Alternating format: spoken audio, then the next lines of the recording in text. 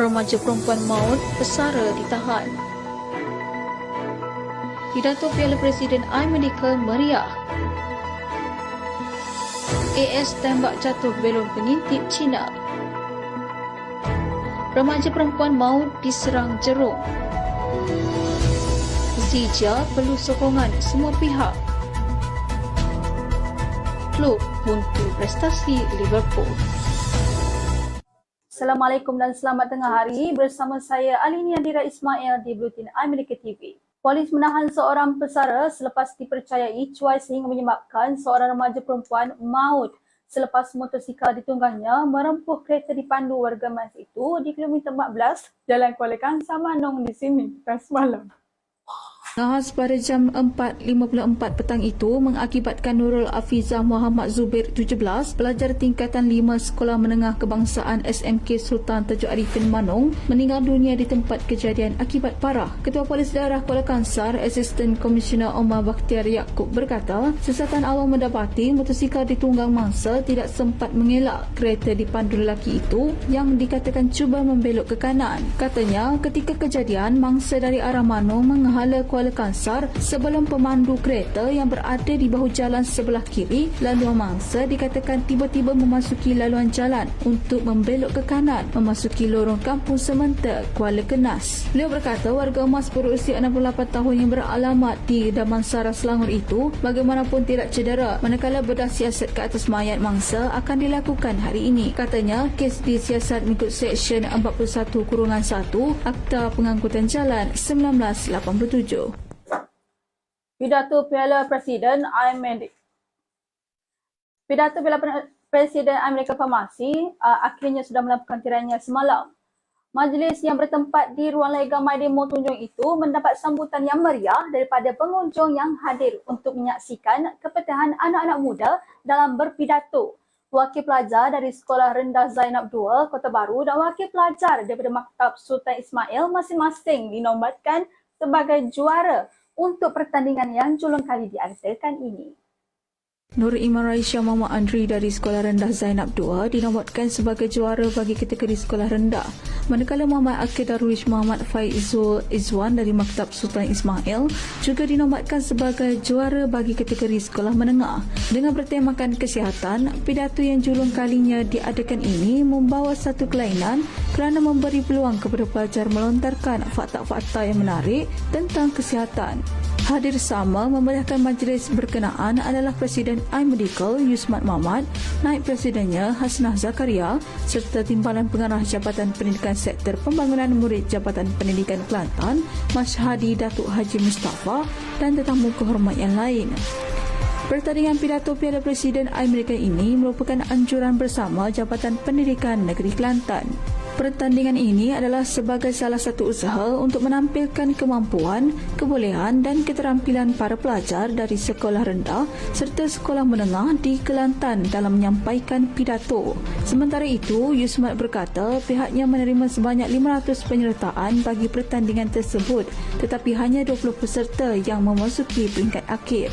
Menerusi ucapan perasmian semalam, beliau berkata pertandingan pidato seperti ini mampu meningkatkan kemahiran berkomunikasi dalam bahasa Melayu dan bahasa Inggeris dalam kalangan pelajar di samping memupuk semangat tinggi dan pengetahuan lebih kepada ilmu kesihatan dan penjagaan diri sendiri.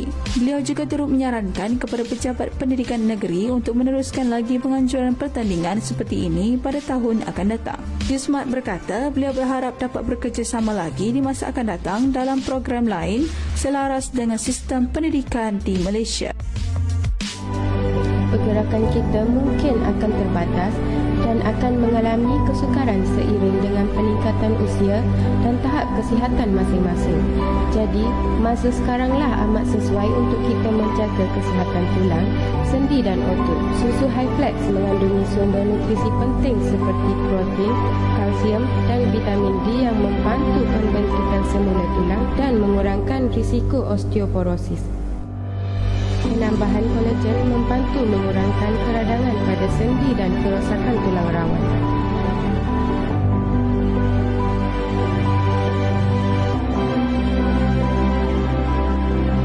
Dapatkan susu Highflex sekarang di farmasi berdekatan dengan anda.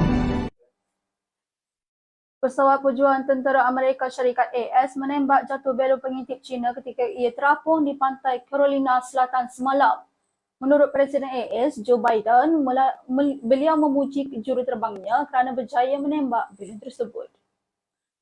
Tembakan itu berlaku sejurus selepas kerajaan AS mengarahkan supaya menghentikan penerbangan di sekitar pantai Carolina Selatan kerana apa yang dikatakan pada waktu itu adalah usaha keselamatan negara yang tidak didedahkan.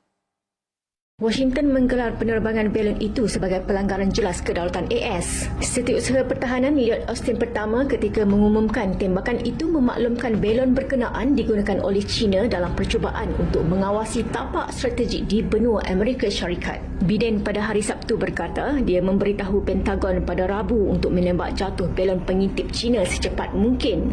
Seorang jurugambar Reuters yang menyaksikan tembakan itu berkata, tembakan datang dari jet dan terkena belon tetapi tiada letupan dan ia kemudiannya mula jatuh. Pemimpin tentera awal minggu ini mengesyorkan supaya tidak menembak jatuh belon apabila ia berakhir di Montana kerana risiko serpihan jatuh. Pentadbiran penerbangan Persekutuan FAA-AS berkata, berikutan belon pengintip itu, penerbangan ketibaan dan pelepasan dari 3 lapangan terbang Carolina Selatan, Wilmington, Myrtle Beach dan Charleston disambung semula selepas ditangguhkan disebabkan faktor keselamatan negara. China sebelum ini menyatakan kekesalan kerana belon yang digunakan untuk tujuan meteorologi awam dan tujuan saintifik lain itu tersasar ke ruang udara AS. Kementerian Luar China berkata penerbangan belon ke atas AS adalah satu kemalangan force majeure dan menuduh ahli politik serta media AS mengambil kesempatan daripada situasi itu untuk memburukkan Beijing. Insiden belon pengintip China itu mendorong Setiausaha Negara AS Antony Blinken untuk menangguhkan lawatan ke China minggu ini yang dijangka bermula Jumaat. Penangguhan perjalanan Blinken yang dipersetujui pada November lalu oleh Biden dan Presiden China Xi Jinping adalah tamparan kepada kedua-dua pihak yang melihatnya sebagai peluang tertangguh untuk menstabilkan hubungan yang semakin renggang antara kedua-dua negara. China berminat untuk hubungan yang stabil dengan AS supaya ia boleh menumpukan pada ekonominya. Pentagon berkata pada Jumaat yang lalu satu lagi belon China diperhatikan di atas Amerika Latin tanpa menyatakan di mana sebenarnya.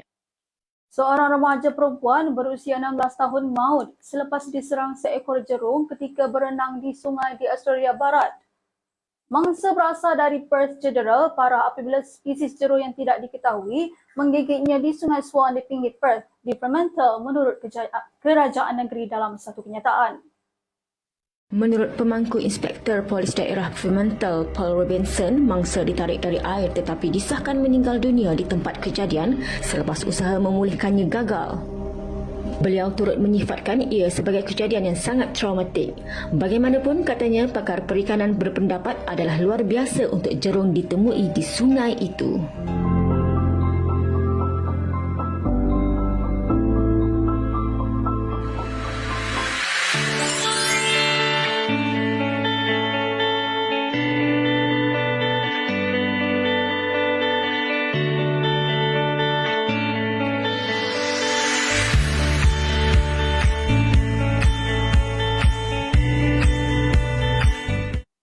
Kita beralih ke berita sukan. Pemain perseorangan lelaki profesional negara Lee Zijia memerlukan sokongan daripada semua untuk dia kembali bangkit selepas mengalami permulaan musim 2023 yang mengecewakan. Bekas pemain kebangsaan Datuk Rashid Siddiq berkata sebagai pemain profesional ia adalah asam garam apabila mengalami prestasi turun naik. Tetapi percaya Zijia yang berada di ranking keempat dunia akan kembali menemui sentuhannya semula. Rashid yang juga bekas pemain nombor 1 dunia dan pemenang pingat gangsa Sukan Olimpik Atlanta 1996 berkata Zijia tetap memerlukan khidmat seorang jurulatih selain pasukan terbaik untuk membantu kerjayanya. Selepas berpisah dengan jurulatih dari Indonesia Indra Wijaya pada November tahun lalu dan ketika ini hanya dibantu seorang lagi pemain profesional Liu Darren. Selain fisioterapi, Sandra Fieldler serta jurulatih kecergasan Lim Teo Heng. Zijia bersama barisan pemain utama negara yang lain akan menggalas cabaran Malaysia pada kejohanan badminton berpasukan campuran Asia BAMTC 2023 di Dubai, Emirat Arab Bersatu UAE dari 14 hingga 19 Februari. Jurgen Klopp melabelkan cara Liverpool kendaliannya dibolosi dalam kekalahan 3-0 di tangan Wolves sebagai teruk dan sukar baginya untuk menjelaskan persembahan hambar anak buahnya. The Reds hanya mengutip satu mata daripada 4 perlawanan Liga Perdana Inggeris mereka dan peluang untuk memburu tempat dalam kelompok 4 teratas makin tipis. Anak buah Klopp ketinggalan 2-0 dalam tempoh 12 minit pertama aksi di Molyneux menerusi gol sendiri Joe Matip dan rembatan Kroos de Wilson yang membuka jaringan pada penampilan sulungnya untuk Wolves. Ruben Neves menambah jaringan ketika permainan berbaki 19 minit untuk membawa Wolves keluar dari zon penyingkiran. Liverpool kini menghuni tangga ke-10 Liga dan sudah tersingkir daripada kedua-dua kejuaraan domestik. Liga Juara-Juara Eropah adalah satu-satunya peluang untuk menyelamatkan maruah mereka pada kempen kali ini dengan pertemuan 16 terakhir menentang Real Madrid menanti pada akhir bulan ini. Assalamualaikum, hai, saya Lia. Kembali lagi dalam slot tips kesihatan ya. Okey, hari ini Lia nak kongsikan pula berkenaan dengan tips keracunan makanan.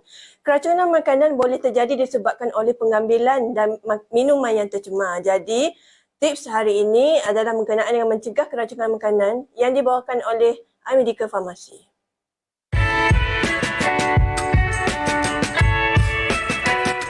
Tips kesihatan hari ini ialah langkah-langkah mencegah keracunan makanan. Yang pertama, mendidik cara mengenali ciri-ciri makanan yang telah dimakan.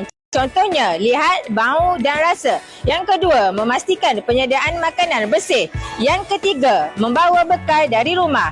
Yang keempat, pemantauan dan penguatkuasaan oleh pihak berkuasa. Yang kelima, menjaga kebersihan diri sebelum menjamu selera. Yang keenam, melancarkan kempen kesedaran tentang keracunan makanan. Tips kesihatan ini dibawakan khas oleh iMedical Pharmacy.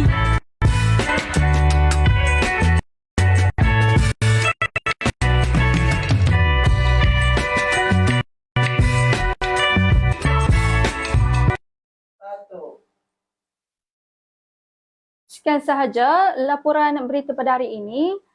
Ikuti perkembangan kami di YouTube America TV, Facebook America TV dan TikTok America TV. Saya Alina Nabi Ismail. Assalamualaikum dan jumpa lagi.